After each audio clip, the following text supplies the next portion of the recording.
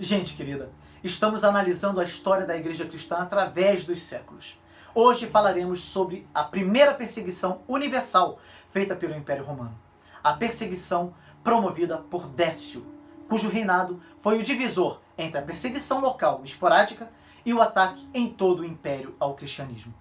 Falaremos sobre os mártires e os heróis desta cruel perseguição, dando destaque para o martírio de Piônio e Santa Ágata. Analisaremos a posição de Cipriano e Novaciano quanto aos confessores e apóstatas, que levou a Igreja Ocidental a se dividir em repetidas ocasiões e que deu origem a todo o sistema penitencial que foi combatido pela Reforma Protestante. É uma alegria ter você aqui no Música e Teologia. As séries do canal são instrumentos poderosos para uma compreensão mais acurada das Sagradas Escrituras e da história da Igreja Cristã. E, sobretudo, para o desenvolvimento de uma vida de intimidade com o seu Criador. A série O Fim dos Tempos é sobre a escatologia bíblica e está analisando agora o Apocalipse de João. A série Depois de Cristo é uma jornada ao longo da história da Igreja Cristã. A série A Bíblia Toda vai caminhar através dos livros da Bíblia. A série Tempo com Deus é uma série devocional. E o canal ainda traz a série natalina Deus Conosco e vídeos sobre temas variados e, é claro, muitos louvores que tocarão profundamente o seu coração.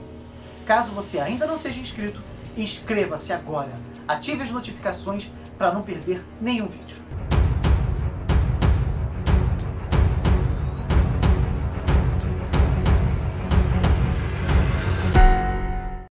De acordo com Daniel Robbs, a partir dos primeiros anos do século III, elaborara-se lentamente uma sociedade nova, no meio da confusão e da desordem, sob o domínio de imperadores fortuitos que, vindos da África, da Ásia ou da Arábia, continuaram orientais ou bárbaros sob o manto de púrpura. Mas o velho espírito romano tinha raízes muito profundas para se deixar abater de um só golpe. Um velho, antes de morrer, tem por vezes momentos em que se reanima e cobra energias. E foi Décio quem encarnou essa ressurreição do espírito romano, com as suas virtudes e os seus defeitos.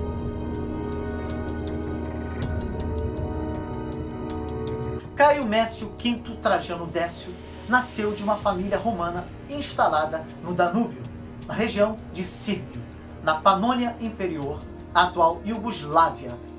Precursor de Aureliano e de Diocleciano, Décio é o primeiro desses imperadores ilíricos cuja coragem e energia sustaram durante meio século os progressos da anarquia.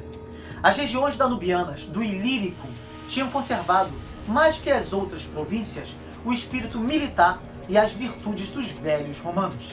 Em permanente vigília por causa da ameaça dos bárbaros, as tropas acantonadas nessas regiões eram de primeira ordem. Dotado de fortuna, oficial guindado a altos postos por méritos próprios, Décio era certamente um homem de valor, corajoso e decidido, cheio de bom senso e de honestidade e digno descendente desses romanos que ele tanto admirava. A semelhança de Trajano, cujo nome usava, quis ser o guardião das tradições nacionais. O historiador Jerônimo de Estridão diz que Décio foi proclamado imperador pelo Senado no ano 249, após a morte de Filipe, o árabe, que ocorreu em um confronto entre os exércitos romanos da fronteira que se rebelaram. Décio os liderou contra os exércitos comandados por Filipe, que estavam estacionados próximos a Roma. A batalha foi vencida facilmente por Décio, porque as tropas posicionadas nas fronteiras eram mais experientes e tinham melhores comandantes do que os liderados por Filipe, que morreu na batalha ocorrida próximo ao norte da Itália, perto de Verona. O filho de Filipe, também chamado Filipe, foi morto em Roma.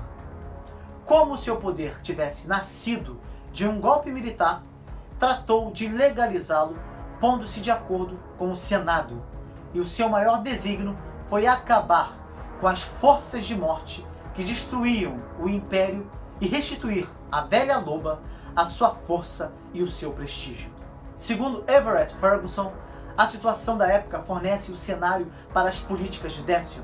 Havia uma ameaça bárbara contínua nas fronteiras, a qual se tornou mais perigosa por causa das dificuldades econômicas dentro do Império. O renascimento da prosperidade romana ocorreu no exército romano de Ilírico, provavelmente a parte menos cristianizada do Império. A celebração do 10º aniversário da fundação de Roma, que segundo a tradição foi fundada no ano 753 a.C., desencadeou uma revitalização de costumes antigos que estavam caindo cada vez mais em desuso. Justo Gonzalez diz que para um romano tradicional era claro que uma das razões pelas quais tudo isto sucedia era que o povo havia abandonado o culto de seus deuses. Quando todos adoravam os deuses, as coisas pareciam caminhar muito melhor. Em consequência, era possível pensar que o que estava sucedendo era que, desde que Roma estava retirando o seu culto, os deuses, por sua vez, estavam retirando seu favor ao velho império. Nesse caso, uma das medidas que se impunha no intento de restaurar a velha glória de Roma era a restauração dos velhos cultos. Se todos os súditos do império voltassem a adorar os deuses, possivelmente os deuses voltariam a favorecer o império. Esta foi a principal razão da política religiosa de Décio. Não se tratava já dos velhos rumores acerca das práticas nefandas dos cristãos, nem da necessidade de castigar sua obstinação, mas se tratava antes de uma campanha religiosa que buscava a restauração dos velhos cultos. Em última análise, o que estava em jogo era a sobrevivência da velha Roma dos Césares, com suas glórias e seus deuses. Tudo o que se opunha a isto era falta de patriotismo e alta traição.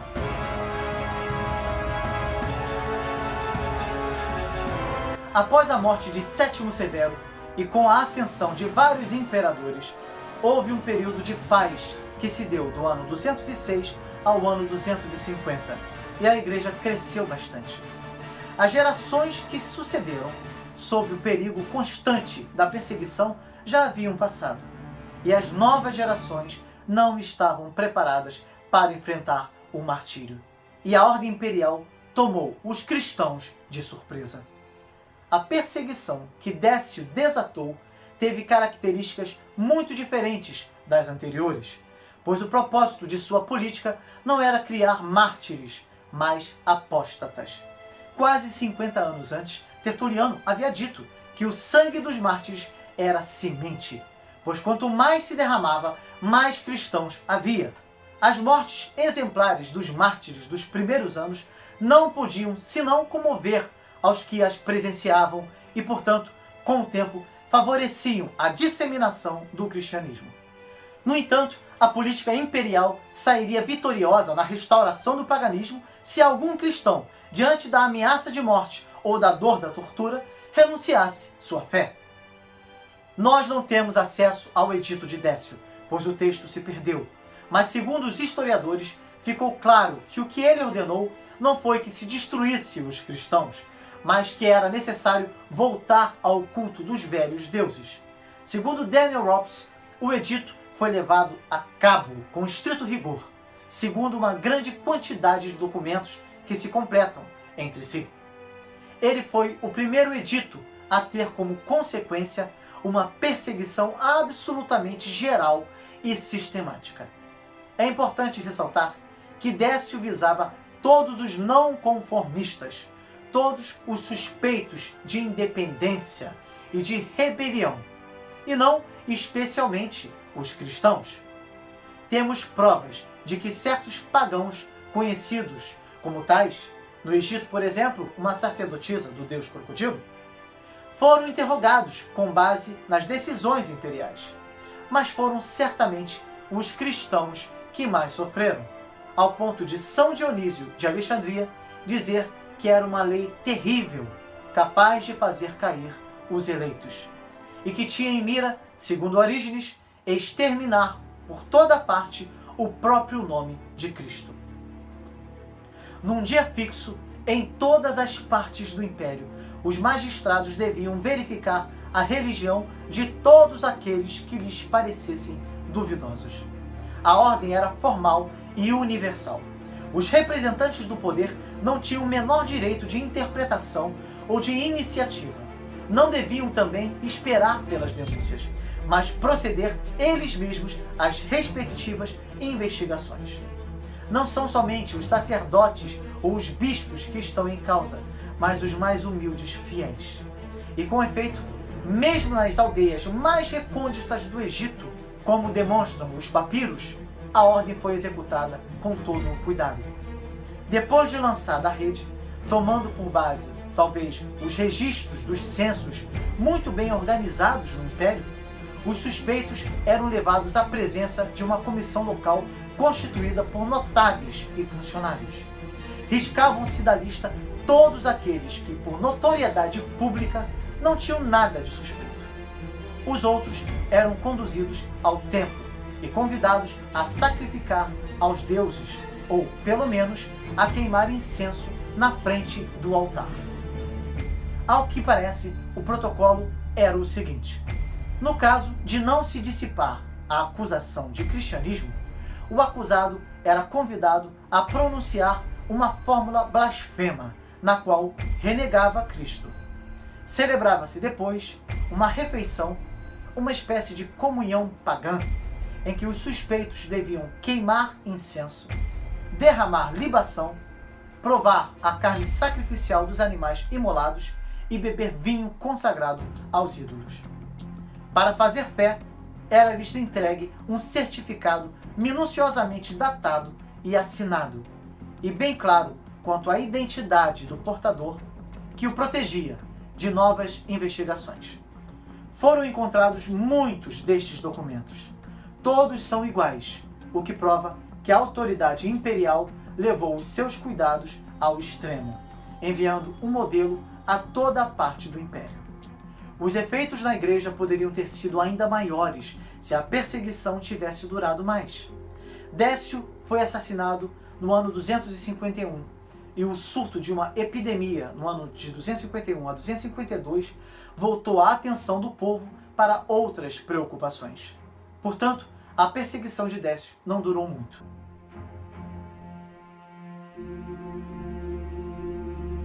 Certamente, houve cristãos em número bastante considerável que cederam perante o terror e apostataram. Estes foram a minoria. Muitos apenas se esconderam, e outros, por benevolência ou em troca de dinheiro, conseguiram um falso certificado de sacrifício aos ídolos. Outros permaneceram firmes e se dispuseram a enfrentar as torturas mais cruéis que seus verdugos pudessem impor. De fato, o terceiro século, mais ainda que os 2 primeiros séculos, nos legou um número considerável de relatos de mártires, de paixões, muitas das quais nos dão uma impressão de palpitante veracidade que força a nossa admiração. Uma das primeiras vítimas a sofrer o martírio foi o Papa Fabiano.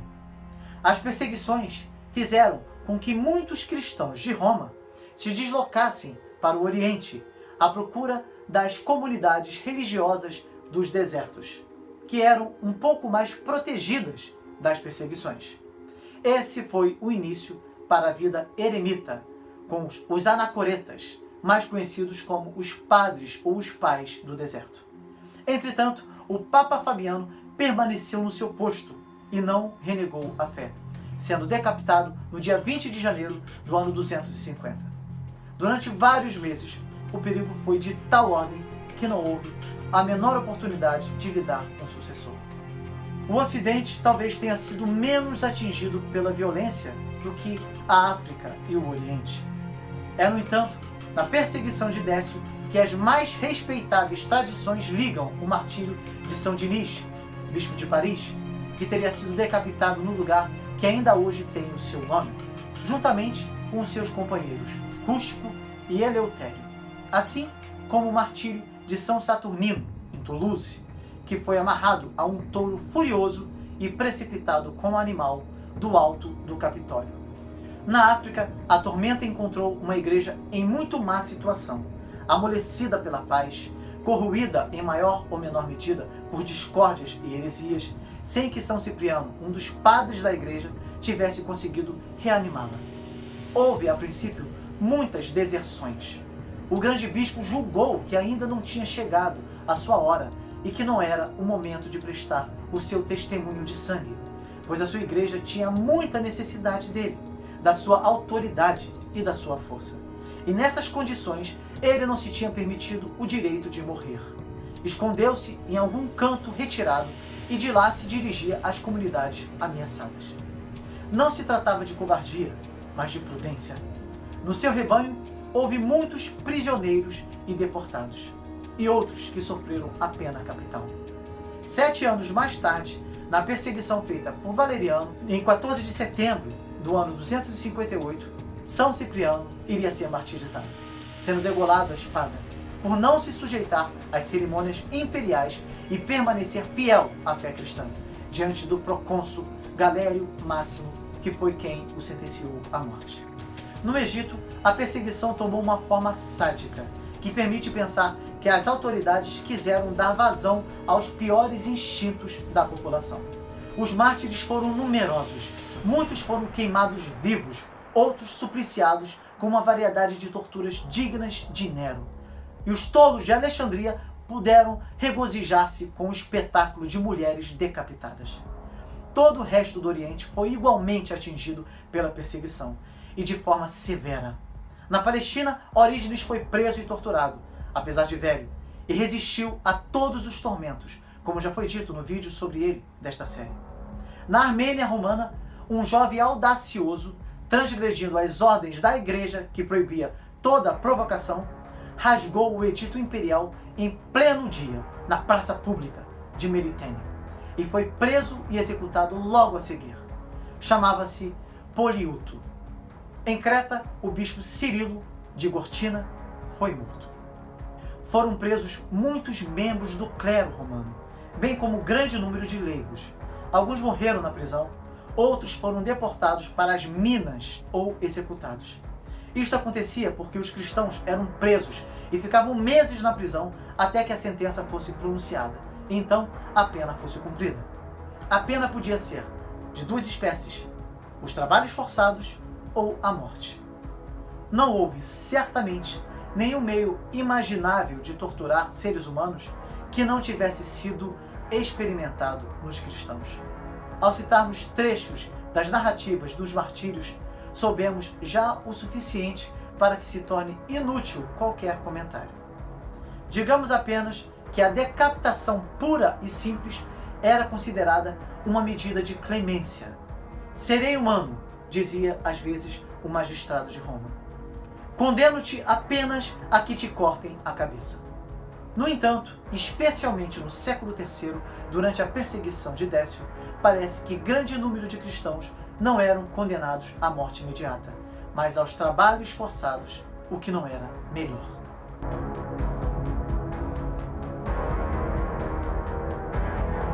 Os trabalhos forçados eram realizados nas minas de metais ou de sal. Era tão terrível que o direito romano a equiparava à pena capital, ad metalla. Aquele sobre quem ela recaía tinha uma possibilidade em 10 de sobreviver. E muitos cristãos preferiam o combate supremo na arena dos anfiteatros a esse sepultamento debaixo da terra e a essa agonia de torturas sem fim. Conduzidos às minas em longas caravanas, avançando a pé como rebanhos, ao longo das estradas da África, os condenados eram marcados com um ferro em brasa e acorrentados 2 a 2 com cadeias farpadas que muitas vezes não lhes permitiam conservar-se completamente erguidos. Depois eram empurrados para a sombria abertura que no sopé da montanha engolia sem descanso a carne viva. A partir desse momento, uma vez mergulhados nas sombras que se fechavam sobre eles, era a vida exclusivamente subterrânea, o trabalho ininterrupto e o fim de toda a esperança. Misturados com toda a espécie de condenados, escravos, rebeldes, criminosos, ladrões e presos políticos, numa confusão de todos os sexos e de todas as idades, estes mineiros de Cristo sofriam durante anos um calvário cotidiano. Não podemos imaginar o que seria a existência nessas criptas asfixiantes para os infelizes amontoados como animais, comendo, dormindo e fazendo as suas necessidades numa promiscuidade repelente, com o agravante de terem a certeza de que nunca sairiam vivos daquele inferno. Quanto sofrimento estes heróis da fé tiveram que passar por não negarem a fé cristã. Entre tantas figuras admiráveis, uma das mais impressionantes, apesar de menos conhecidas, é a do sacerdote Piônio, que morreu mártir em Esmirna no ano 250, e da Santa Ágata, martirizada no ano 251.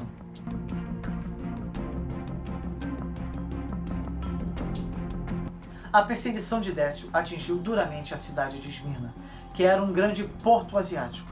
Os cristãos de Esmirna tinham muito orgulho da memória do santo bispo Policarpo, cuja vida e martírio já foi relatado nesta série. E foi no aniversário da morte de Policarpo que a tempestade se abateu sobre a numerosa igreja de Esmirna. Piônio era um pároco conhecido por toda a gente, amado pela sua eloquência persuasiva, pelas suas réplicas sempre certeiras, pela sua serena firmeza e pela sua bondade. Esse homem encarna perfeitamente o líder cristão desta época, simples e sólido, apoiado sobre a certeza de estar na verdade e na vida, com os olhos apaixonadamente voltados para o futuro. Ele é preso com um dos seus colegas sacerdotes e um grupo de fiéis. Vem-lhe imediatamente à cabeça uma ideia: dar cabalmente o seu testemunho. Para provar aos curiosos que o veem passar escoltado por soldados, que nem ele, nem os seus companheiros estão sendo conduzidos a algum templo pagão para o sacrifício da apostasia, passa uma corda em torno do pescoço e faz o mesmo com os seus irmãos. Ele é conduzido à presença do comandante do templo, encarregado de investigar as opiniões religiosas dos suspeitos, que toma a palavra e dirige-se à multidão. Estamos num país grego, onde se apreciam os que falam bem.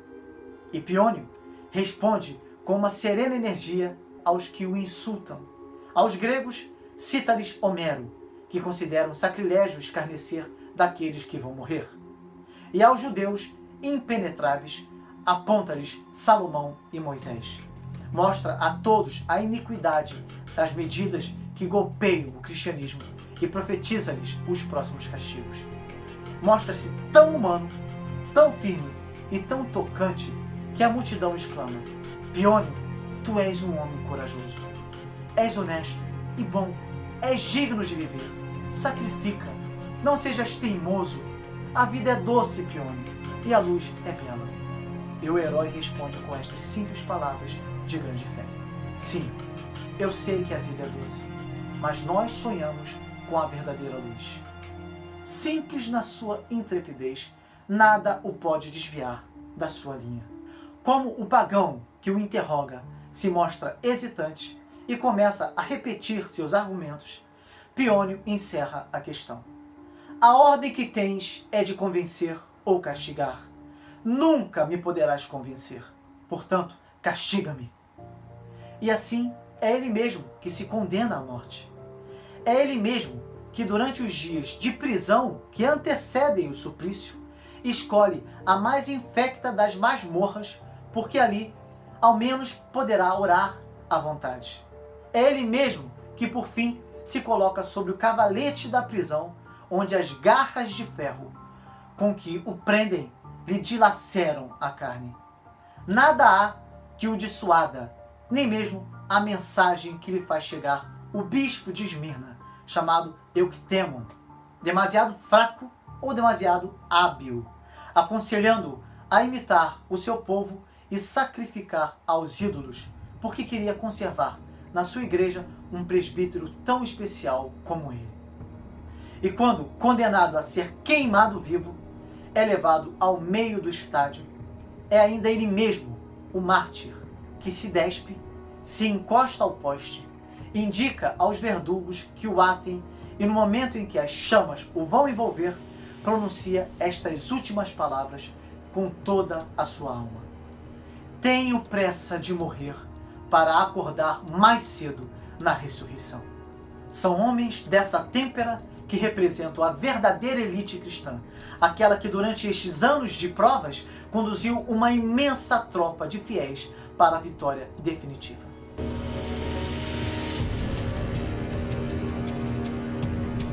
Santa Ágata é uma das mais gloriosas heroínas da Igreja primitiva. Ela viveu entre os anos de 235 e 251. Tanto Catânia quanto Palermo, ambas na Sicília, reclamam a honra de serem sua cidade natal, porém foi em Catânia que seu martírio ocorreu. Eu fui a Catânia e tive a oportunidade de visitar a igreja de San Biagio in Sant'Agata alla Fornace, que fica no coração da cidade de Catânia, com vista para o anfiteatro romano. Esta igreja foi construída no local da fornalha, onde Santa Ágata foi forçada a rolar nua sobre o carvão em brasa.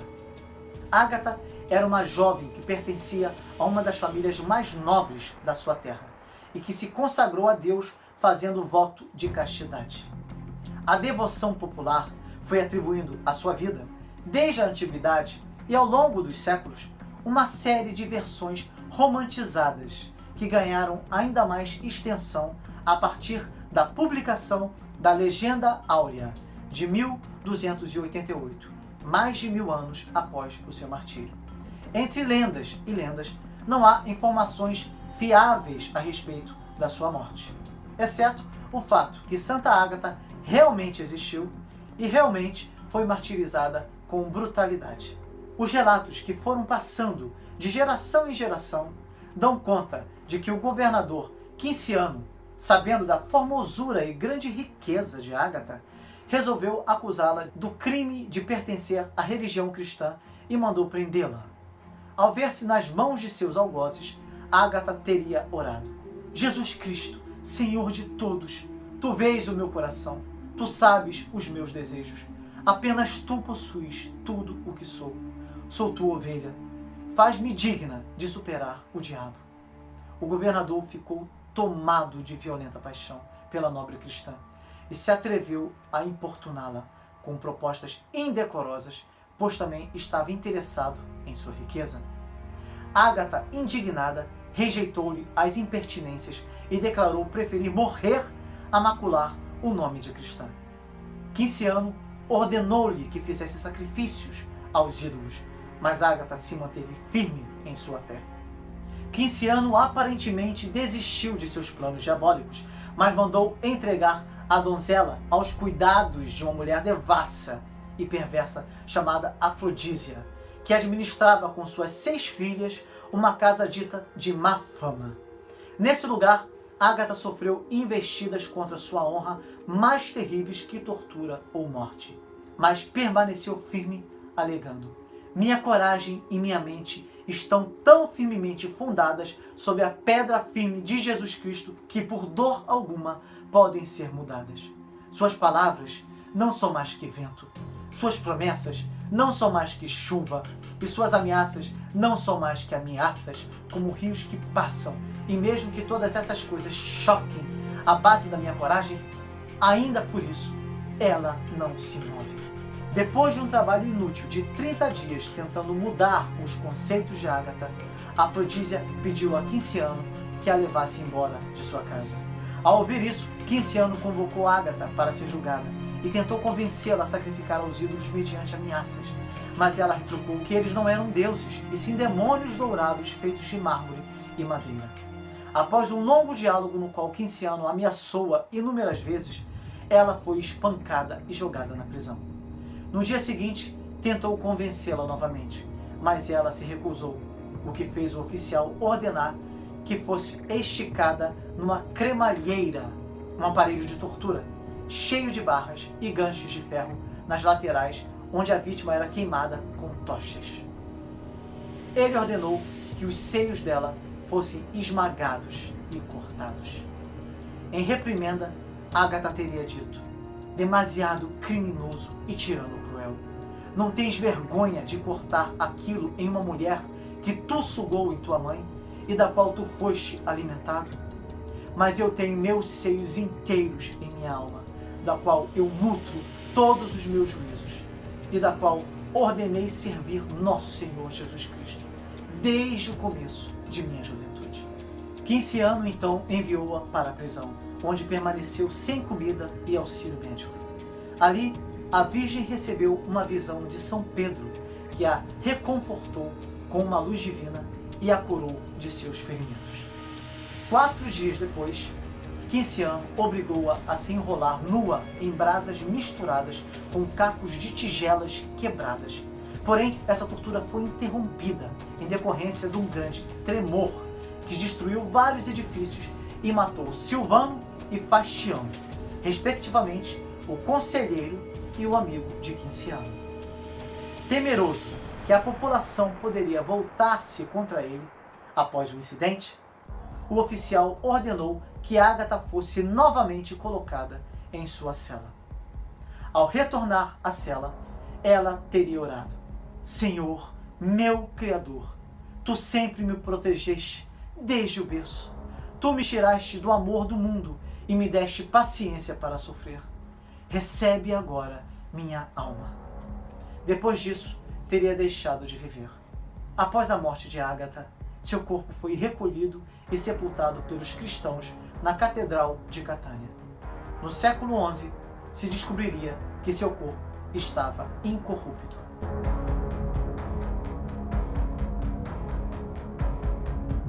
A perseguição feita por Décio deu origem a uma nova dignidade na igreja, a dos confessores, que eram os mártires que estivessem em véspera de ser conduzidos ao suplício ou aqueles que por um acaso tivessem escapado. E diante destes homens e mulheres extraordinários, foi desenvolvido um costume onde lhes era requerido que intercedessem em favor dos seus irmãos mais fracos e os presenteassem com uma espécie de certificado que, absolvendo-os, os reintegrava na comunidade. Estes irmãos mais fracos eram os caídos. Embora essa fosse uma prática comovente, era também perigosa, pois tornava a apostasia muito barata. O problema se agravava por várias razões. Uma delas era que nem todos haviam caído de igual modo ou em grau igual. Dificilmente poderia se equiparar o caso de quem havia corrido a sacrificar ante os deuses logo que saiu o decreto imperial, com os daqueles que se haviam valido de diversos meios para conseguir certificados, mas nunca haviam sacrificado.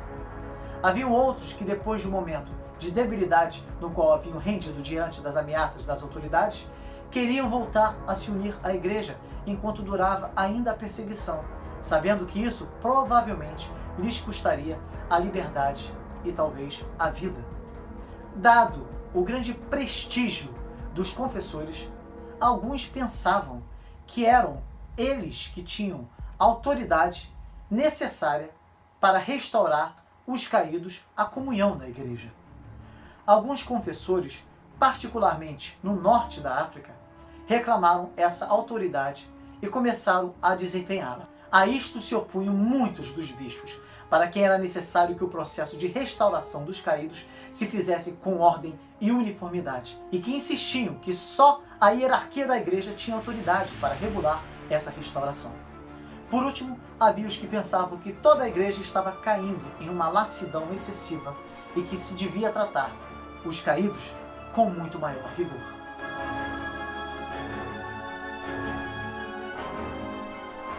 No debate que surgiu em torno dessa questão, dois personagens se distinguem por cima dos demais: Cipriano de Cartago e Novaciano de Roma. Cipriano, como já foi dito aqui, por ocasião da perseguição de Décio, acabou fugindo. Como era de supor, muitos viram nessa decisão um ato de covardia.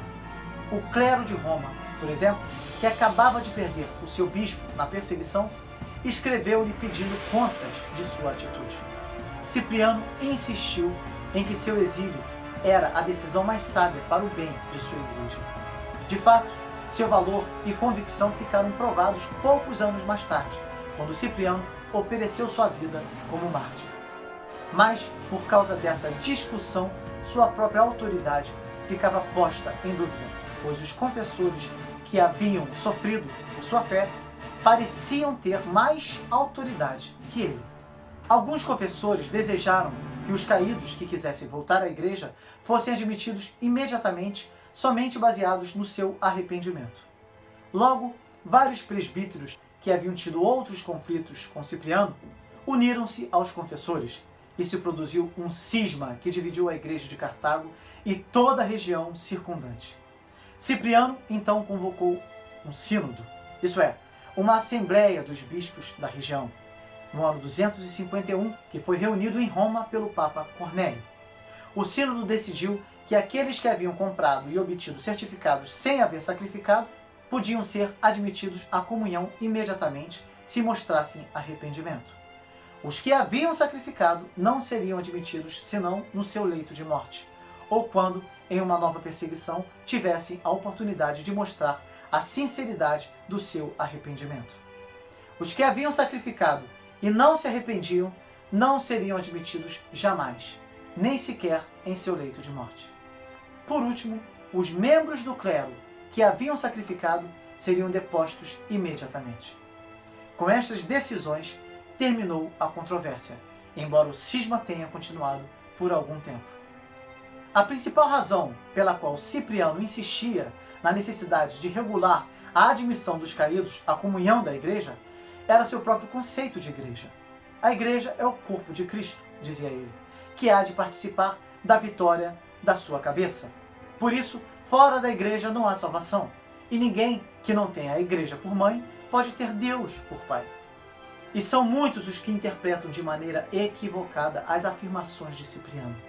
Segundo Justo Gonzalez, isto não queria dizer que o cristão tivesse de estar de pleno acordo com todas as decisões da hierarquia da igreja.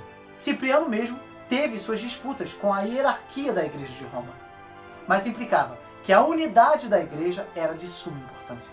Posto que as ações dos confessores ameaçavam quebrar essa unidade, Cipriano sentia a obrigação de rejeitar essas ações e insistir em que fosse um sínodo que decidisse o que se devia fazer com os caídos. Além disso, não devemos esquecer que Cipriano era fiel admirador de Tertuliano, cujas obras estudava com assiduidade. O vídeo 27 desta série é dedicado a Tertuliano.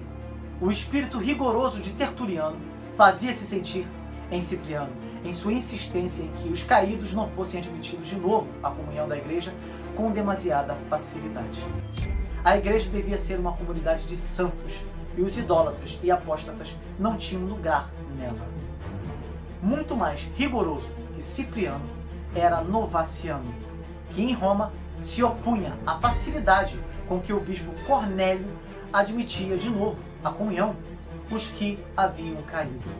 Anos antes, houve um conflito semelhante na mesma cidade de Roma, quando Hipólito, a quem nos referiremos no próximo vídeo como expoente do culto cristão, rompeu com o bispo Calixto, porque este estava disposto a perdoar os que haviam fornicado e regressado arrependidos. Naquela ocasião, o resultado foi um cisma, de modo que chegou a haver 2 bispos rivais em Roma. Também agora, no caso de Novaciano, se produziu um outro cisma, pois Novaciano insistia em que a igreja devia ser pura e as ações de Cornélio, ao admitir os caídos, a maculavam. O cisma de Hipólito não havia durado muito, mas o de Novaciano perduraria por várias gerações. A importância de tudo isto é que mostra como a questão de que o que devia ser feito com os que pecavam depois de seu batismo dividiu a igreja ocidental em repetidas ocasiões. Dessa preocupação surgiu todo o sistema penitencial. E com o tempo, a reforma protestante foi em sua essência um protesto contra esse sistema.